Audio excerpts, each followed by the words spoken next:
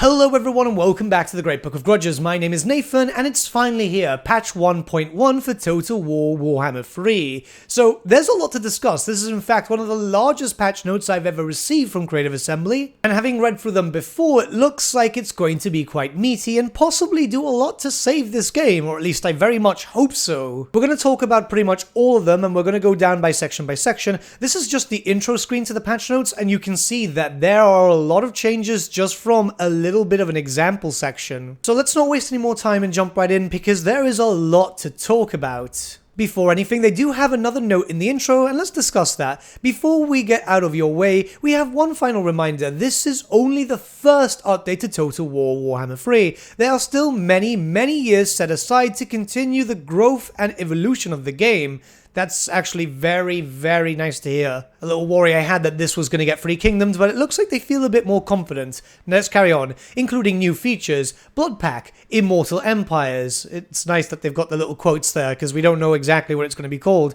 Redacted, I'm assuming this is going to be the first DLC, like say for example Chaos Dwarves, etc. Ongoing fixings, auto-resolve, siege battles, unit movements, sync animations, continued adjustments to balance the Realm of Chaos, existing and new factions, and more. If you don't see something included in today's build, know that there are a variety of fixes, investigations, and projects still being worked on so they can be included in the game. Many of these are inspired by your discussions in the community, so continue to hold those discussions. We will keep working with you to paint a picture of what you'd like to see in Total War Warhammer 3 and continue building a game that we can all enjoy. Yeah, so they want more feedback, it's just how it works, so it's important to keep vocal, obviously within reason, but keep vocal. We want this game to be great, we all do, so yeah. Okay, let's jump in with some game features. As mentioned previously, the stability and performance of the game continues to be fundamental to a great experience as we work to ensure that everyone can play and enjoy Total War Warhammer 3. This is a long-term process that will continue to be a priority throughout the lifespan of the game, even while the campaign, factions, and multiplayer setting begin to see their own adjustments, especially as new mechanics, features, and content are being added on top of the base game. We'll start off with stability and performance. Fixed a crash when the game window lost focus, such as when alt-tabbing to another window. Fantastic, that really needed a fix. Fixed a crash triggered after losing a caravan, saving the next turn, and then reloading the file. That's very specific, but good to see that that's fixed. Fixed a crash triggered when selecting a hero within an army while moving that army to merge with another. Okay. Fixed a crash that could occur when, in a multiplayer campaign set to allow simultaneous turns, a player exited the match during another team's turn. Fixed a crash triggered when a player queued movement command initiated a siege battle after ending the turn. Fixed a crash when attacking a sieging army. Fixed a severe performance hit when viewing Steam visual effects during a custom battle. Fixed visual stuttering when vassalizing the legions of Chaos as Slaanesh. Implemented several optimizations to distance and overdraw in the game. Okay, all of these were big issues, so it's nice to see them all being fixed up for this patch. I'm actually quite happy about this. We're going to move on to the next sections. Graphics. Fixed an issue where vegetation would appear dark when adjusting the game's graphics settings. I've had that issue before, so it's nice to see that gone. Fixed an issue which would result in white flickering lines appearing around mountain models on the campaign map. Yeah, that was quite annoying, so good. Fixed a visual issue when selecting Kislev war sleds. Tzeentch Realm fixed a stretched texture that appears on the background geometry during the ambush battles. Tzeentch Realm added a missing skybox to the pre-battle loading screen. Okay, everything's pretty good here. If we move on to audio, there's not much there. It's just updated the unit audio of lead belchers and iron blasters for a bigger punch. I guess that they're making it louder, which kind of makes sense. And then a UI section. Don't worry, there's a lot more to cover. Fixed an issue which prevented accents from displaying properly in the lobby newsfeed. Okay, cool. Added a missing icon for an effect in the Wood Elf building tree. And finally, added the correct category icon for the Herald of Slaanesh shadow. Okay, so that's pretty much everything there. We're going to jump into gameplay mechanics. This is one of the bigger ones. The first big section is gameplay mechanics. Corrupted traits are now removed as the corrupted character spends time in a province with lower levels of that particular corruption. This is indifferent to any other types of corruption in that province. Okay, that's pretty good, mainly because the corrupted traits just took so long to get rid of, and yeah, it did take a bit of an issue, so that's good to hear. Fixed an issue where the Everlasting Gift technology would remove some of the effects of Gift of Slaanesh upgrade, rather than applying the correct bonuses. Okay, very needed, it's something that Slaanesh did suffer a lot from. The supply line values will now update properly when disbanding lords. Thank you so much. Okay, let's carry on. Fixed an issue where units docked in dockable areas would not adjust their firing arc so they could continue firing at enemies. This is very important, especially for those minor siege battles, mainly because, well, you know, they just wouldn't be able to fire, so this is good to hear. Fixed an issue where handing off control of a second army joining a battle to the AI would prevent them from joining and prevent the battle from concluding. This is something that had happened before, so yeah, this is good news. Fixed an issue where heroes would no longer gain skill points after progressing past rank 40. Great to hear, I've had that issue too. It's very frustrating, so yeah, good. Fixed an issue where the Firemouth settlement would provide the option to construct major settlement buildings rather than minor settlement buildings. Fixed a bug where units stationed at an ogre camp located in hostile territory could not replenish their army. That's something that happened kind of often, so that's good to know. Removed several obstructions to the line of sight around tower construction points on the Grisenwald Empire map. That's good to hear. Hopefully they'll be looking at other maps too, because they do suffer from this same issue. Fixed an issue where losing a caravan would result in an inactive recruit caravan button for the following turn. Fixed an issue with auto-resolve where attacking an enemy army in a settlement resulted in better outcomes than when an enemy attacked the player. Okay, not too bad. Fixed issues in which hero buffs and recruitment rank buildings would fail to properly apply their bonuses. Very important. Good to see that fixed. It was really strange for me for one of my campaigns. Fixed an issue where infinite winds of magic could be generated due to a rounding error with reserves and recharge rates. RIP Legend of Total War. Fixed issues with Be'lakor's skill tree, which now resulted in certain skills unlocking the correct abilities. Okay, nobody uses Be'lakor, but okay. Fixed an issue where attacking a settlement would display a better auto-resolve outcome than when being attacked by the settlement's army. Fixed an issue where the battle speed would switch to slow mode without any input during replays. Okay, so far so good. Those are good changes. We're going to start jumping into campaign in a second. Generally, all this sounds good. Whether it works or not, we'll have to find out. But yeah, this is not too bad. Okay, campaign changes now. First for the prologue. Fixed an issue where the prologue could get stuck after the Battle of Fort Devengard. Yeah, this has happened to me before. This is why I don't have the achievements for it, so it was actually quite good that I'll be able to go get them now. Players should no longer be unable to progress when ending a turn immediately after losing Yuri. Yuri will no longer hop in place following the Scream Chasm trigger. Players should no longer have their progression blocked by accidentally deselecting the settlement before completing the Lord Recruitment Guide. Players should no longer have their progression blocked by selecting a settlement during the Demon Encounter Guide. Fixed an issue which would prevent the player from progressing after capturing the Claw Reach. Fixed an issue which would prevent the player from progressing upon completing their battle with the wolf. Fixed a crash when trying to skip the camera flyover at the start of the campaign. And finally, added a link to the shields tooltip that appears during the first battle with Tzeentch. Okay, so pretty much all good changes. Very strange that a lot of stuff is blocking progression. Never had that before, barring just one. But yeah, good to see that everything's being fixed. The biggest changes are coming in with the Realm of Chaos campaign, and this is probably going to be the meatiest point of the video, so let's get started. Reduce the effect of negative traits inflicted upon entering the Realms of Chaos by around 50%. This is going to be quite useful, especially since some of those effects were just pretty brutal. Demon Legendary Lords will no longer be inflicted by negative traits within the realm of their respective Chaos God. Yep, very good change, very happy about that.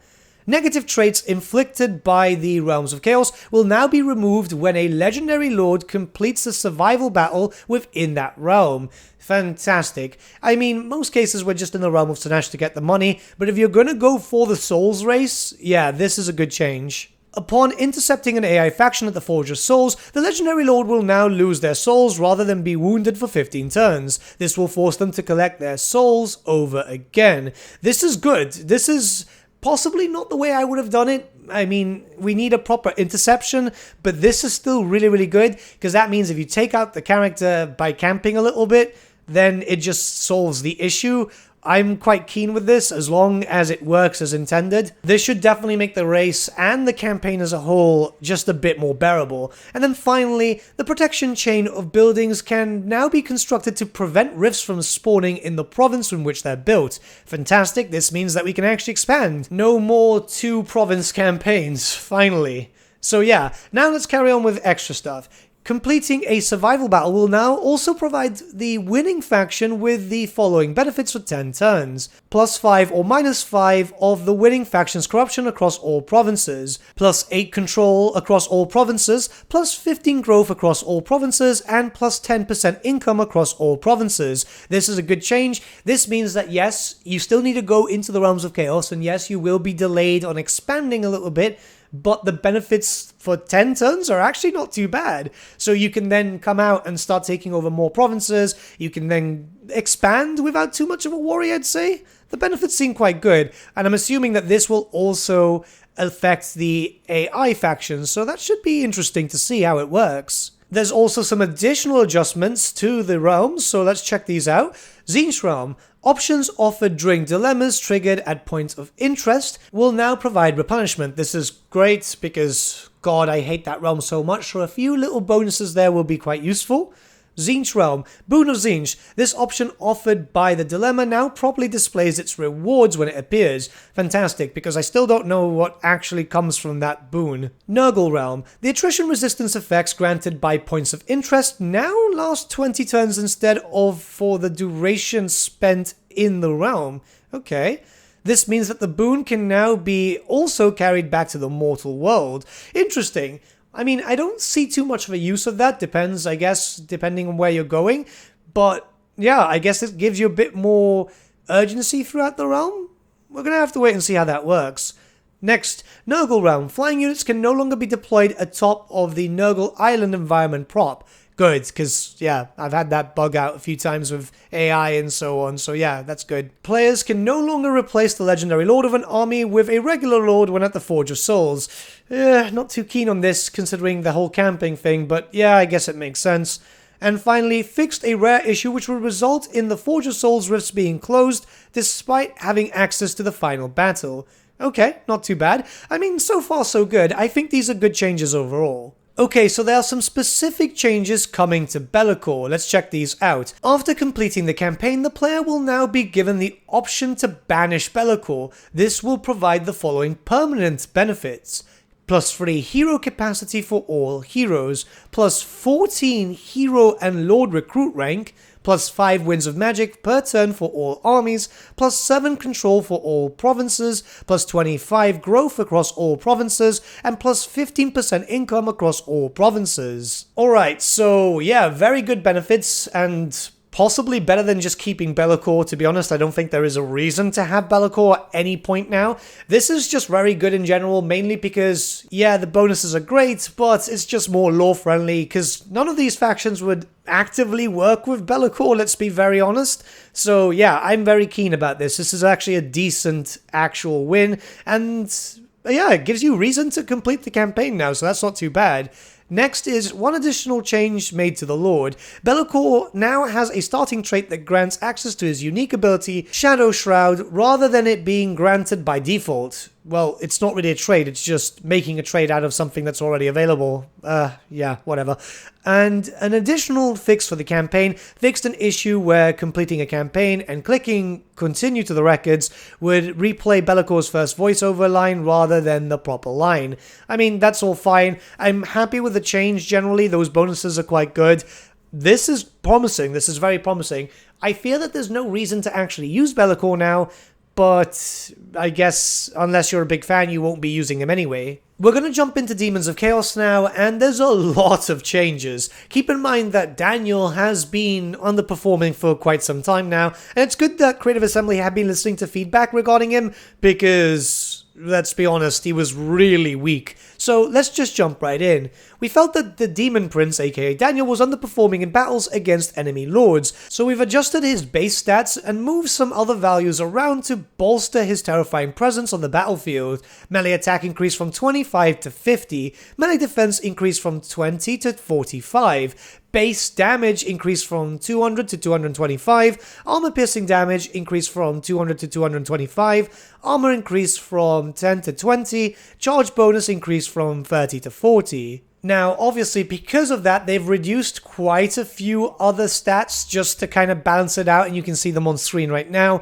I do think that this is a good change. Now, keep in mind that this isn't the only change, there's going to be a lot more.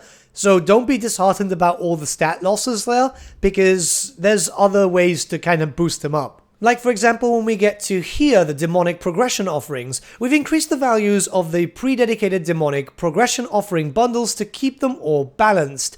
The post-dedication offerings have also been buffed with some extra power as you dedicate yourself to your chosen Chaos God, including buffs to God-specific recruitment ranks of units, agents, and lords. This should shorten the time it takes for your lords to reach their exalted forms. So let's look at all the specific sections with all gods first. Increase the dedicated God-specific lord recruitment rank from +3 to +10. That's fantastic. Keep in mind that all these offerings are quite late, so the bonuses themselves are just specific to that.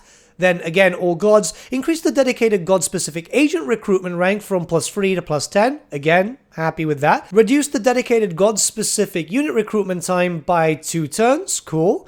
Then if we go to the Khorne section, remove the +10% casualty replenishment bonus, but added a +25% buff to campaign movement range after winning a battle. So that's actually quite good. It's more Khornate, so yeah. Shame about the casualty replenishment. They should have kept that +5 at least. But hey, that's all fine. Then Nurgle, remove the building cost reduction bonus, but added +20% global replenishment bonus to Nurgle units. That's pretty good. Slaanesh only has one change, which increases the diplomatic relations with all factions from +10 to +25. Pretty good. Then Tzeentch is remove the chance at increased strength of the Winds of Magic when channeling. Increase the chance to strengthen the Winds of Magic skill from +10% to +25%. And finally, all gods once again, increase the dedicated god-specific unit recruitment rank for all units from +3 to +6. The changes overall seem quite good. There's loads of changes for the Demon Prince, and it looks like the Demon Prince's faction is going to be a lot more viable now. Some general balance changes coming mostly to the Armored Prince of Chaos set, which is quite good. I'm quite happy about these. It would be nice if there was a bit more incentive for the sets. Well, yes, you do get quite good bonuses and all that. Keep in mind that you just kind of mix and match most of the time, which I guess is the most incentive when it comes to the Demon Prince. I like to just get the best spells and be able to do a lot of damage, but it depends on the player.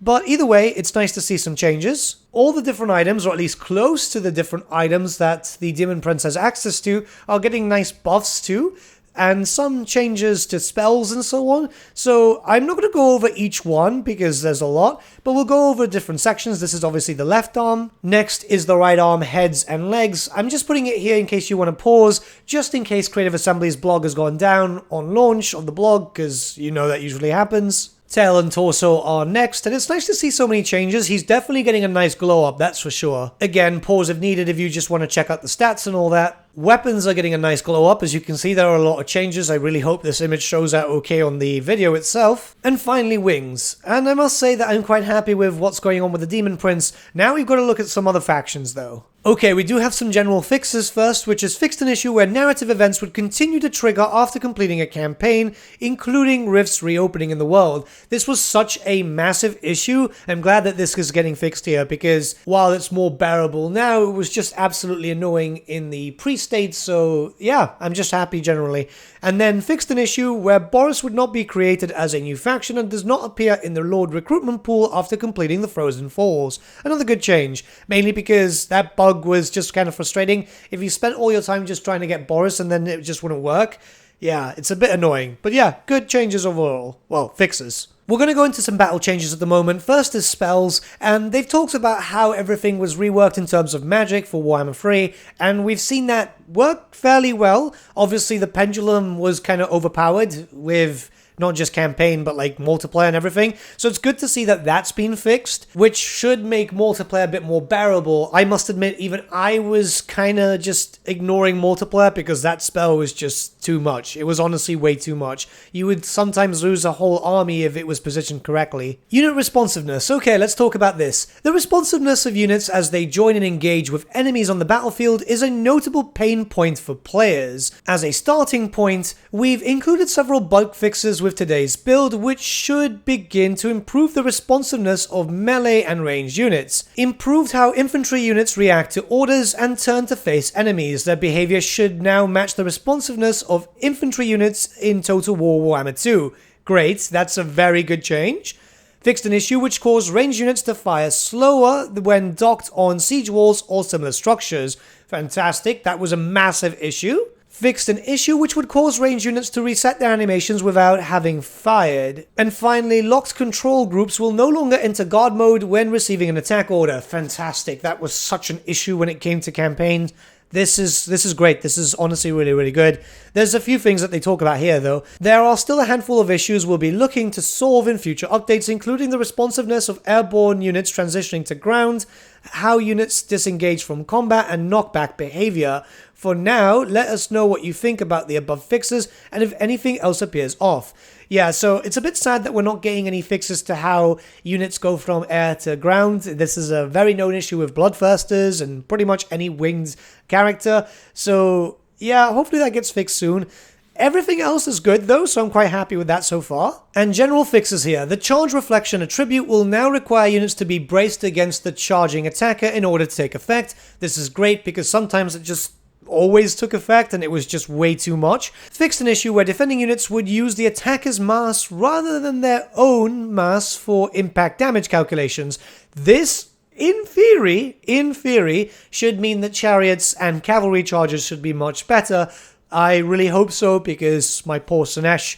Next, let's move on. Fixed an issue where attacker reinforcements would enter from within the defender's city. Never seen that before, but nice to know that that's sorted, because weird. Army reinforcements should now correctly enter a battle according to their position on the campaign map relative to the battle. Cool. And in domination and survival battles, summoned units will no longer offer a refund after being teleported away from the battlefield.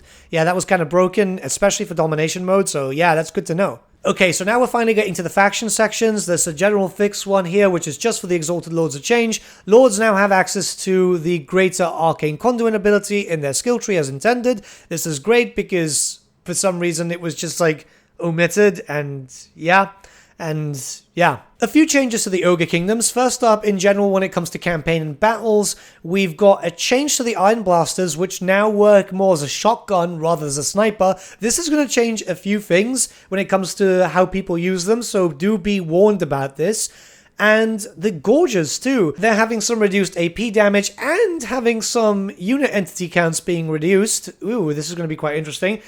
I don't know how this is going to work until we actually get to use them in battle. Apparently they're supposed to be a bit better balanced. I thought they were fine. They're supposed to be kind of strong. They were in the tabletop just for that reason. Most importantly, fixed an issue where Garrison Firebelly heroes would not receive their spells in battle. That is very, very, very important, because there was just no reason having them there, but you were kind of stuck with them anyway. And then finally, when it comes to multiplayer only, Iron Blasters cost more, which makes sense considering they're now a shotgun unit, and Ogre Giants now count as a rare single entity. Okay, not too bad. Everything in general looks quite good for them.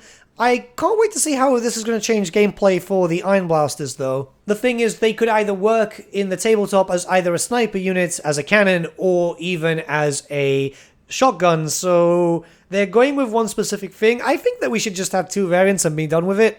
Some pretty good changes coming to Cathay, it seems. They noticed that there are a few things underperforming, which is, yeah, good. It's good that they actually see that that is an issue. So they've increased the Harmony effect radius from 45 to 60. That's going to be quite good when it comes to deployment, so I'm quite happy about that. Sky Junk ammunition has been increased from 15 to 20. Awesome. Sky Junk bomb has been reduced in cooldown from 60 seconds to 30 seconds. Not bad at all. Sky Lantern shots now apply a shield breaker effect, and its speed has been increased. Even then, not a lot of increase, but should be a bit noticeable, I'd say.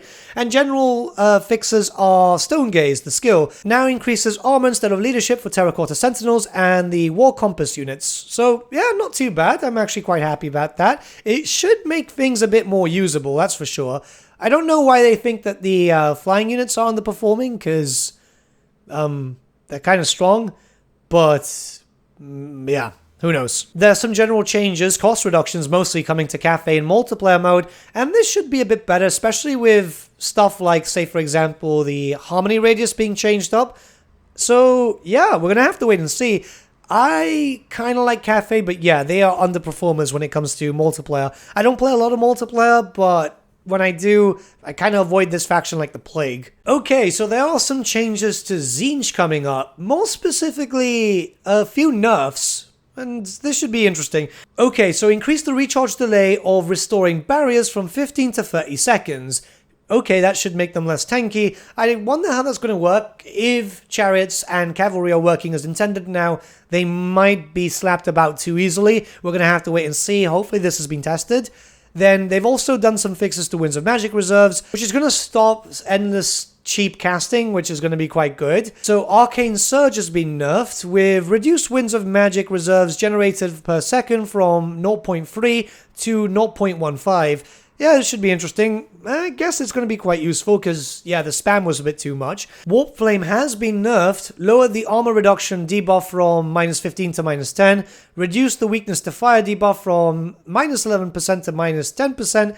That should be a bit more doable. I think that's decent balancing overall. We're going to have to wait and see, obviously, when it comes to the patch being live and everyone being able to test it and all that. But I think that's okay. This next thing referring to the Forsaken of Tzeentch, I'm not too sure about myself. As the unit has a significant barrier already, we've decided to remove the spell resistance enjoyed by the Forsaken of Tzeentch. This should bring them more in line with their counterparts from other Chaos factions. I don't know, because like the Forsaken were pretty much acting as the front line.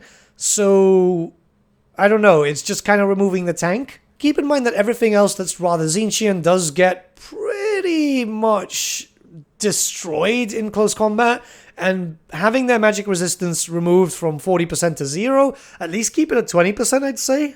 We're going to have to wait and see, but that does not seem too good for me. I'm going to be very honest with you. Then with the Exalted Flamer of Tzeentch, they're changing some stuff around, increasing the base ammunition from 10 to 15. I'm really happy about that. And increasing the range from 90 to 150. Yeah, that's actually pretty good. I'm actually really, really happy about this. They should definitely be a lot more worth it now because, yeah, they kind of just had the same function as the normal Flamers. Yeah, this is a good change. This is a very good change. They've also had their cost increase to reflect that on multiplayer only, so don't worry about that. But generally, yeah, the good changes for Tzeentch. Very, very happy. Except for the Forsaken thing. I'm still not too sure about that. There's a few buffs and a few nerfs coming to Kislev. More specifically, when it comes to unit acceleration, it's kind of needed, especially for certain units. So the Streltsy, the Armored Corsairs, and the Zalgard are getting better acceleration. That's good. The light war sleds are getting nerfed with reduced armor. Kind of makes sense because, yeah, they're kind of right. You use them more than the heavy ones. So this should make them a bit more distance from each other.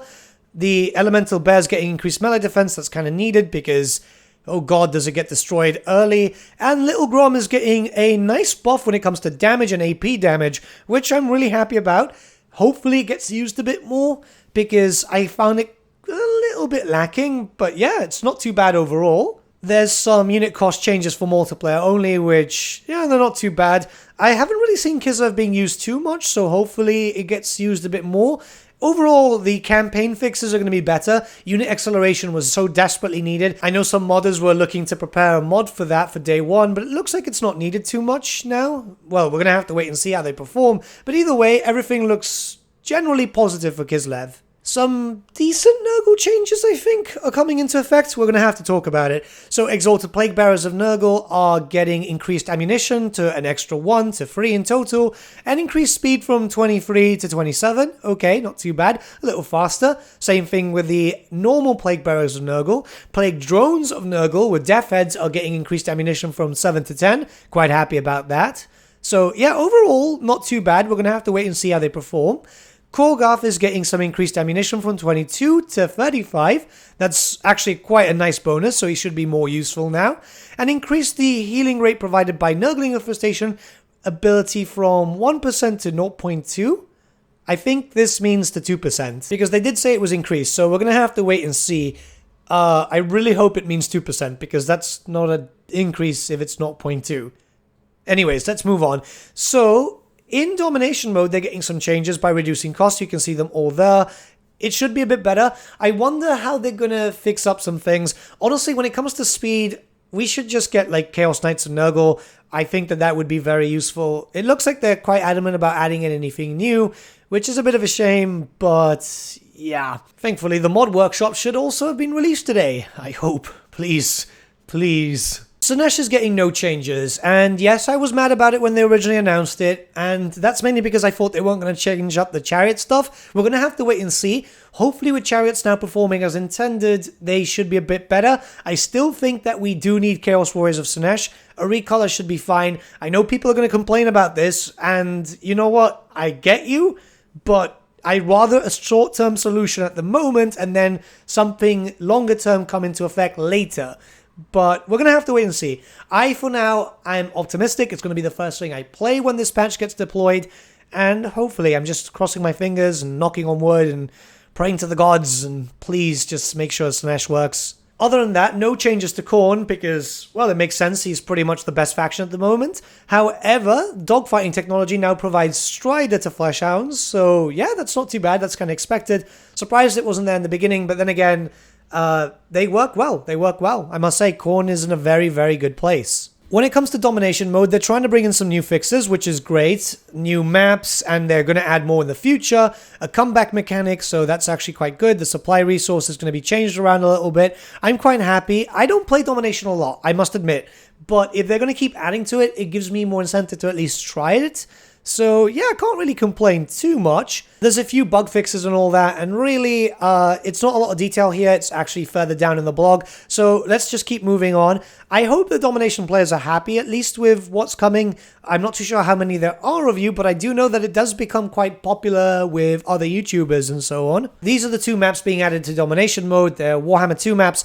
I guess it's because they keep adding Warhammer 2 maps to this that they might be getting ready for the Immortal Empire's launch because they're testing up maps and seeing how they'll work in Domination mode and so on. It's nice because obviously different scenery and all that. So either way, no complaints here. It's actually a good thing. And there are some fixes here. So the army fund distribution between the main army and reinforcements has been rebalanced from 40-60 to 50-50. That means that you get a bigger starting army at the very beginning.